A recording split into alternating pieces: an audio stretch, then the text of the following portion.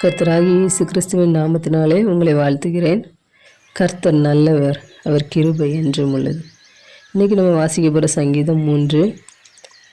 இந்த சங்கீதத்தில் தாவீது ராஜா தன் சொந்த மகனான அப்சலோமுக்கு பயந்து கால்நடையாக அவருடைய அரண்மனையை விட்டு அவர் ஓடி போகிறார். அந்த நேரத்தில் தேவனை நோக்கி அவர் பண்ணின விண்ணப்பம்தான் இந்த 3ஆம் சங்கீதம். நம்முடைய வாழ்க்கையில் கூட ஏமாற்றங்களையும் அவமானங்களையும் பார்க்குறது பழக்கப்பட்டது தான். ஆனாலும் அந்த ஏமாற்றத்தையும் அவமானத்தையும் கொடுக்குறவங்க நமக்கு ரொம்ப நெருங்கினவங்களாக இருக்கும்போது அந்த வேதனை பல மடங்கு அதிகமாக இருக்குது.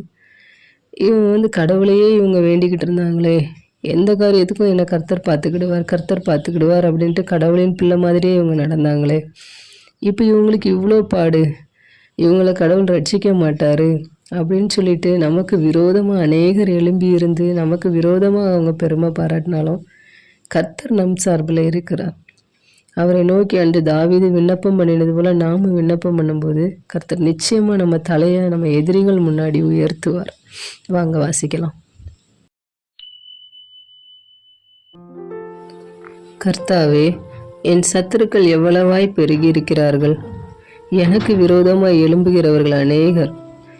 தேவனிடத்தில் அவனுக்கு ரட்சிப்பு இல்லை என்று என் ஆத்துமாவை குறித்து சொல்லுகிறவர்கள் அநேகராய் இருக்கிறார்கள். ஆனாலும் கர்த்தாவே, நீர் என் கேடகமும் என் மகிமையும் என் தலையை உயர்த்துகிறவருமாய் இருக்கிறீர். நான் கர்த்தரை நோக்கி சத்தமிட்டு கூப்பிட்டேன்.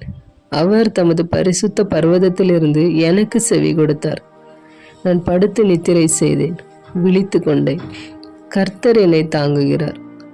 எனக்கு விரோதமாக சுற்றிலும் படையெடுத்து வருகிற 16,000 பேருக்கும் நான் பயப்படேன். கர்த்தாவே, எழுந்தருளும். என் தேவனே, என்னை ரட்சியும். நீர் என் பகைஞர் எல்லாரையும் தாடையிலே அடித்து துன்மார்க்கருடைய பற்களை தகர்த்து போட்டீர். ரட்சிப்பு கர்த்தருடையது. தேவரீருடைய ஆசீர்வாதம் உம்முடைய ஜனத்தின் மேல் இருப்பதாக. ஆமென்.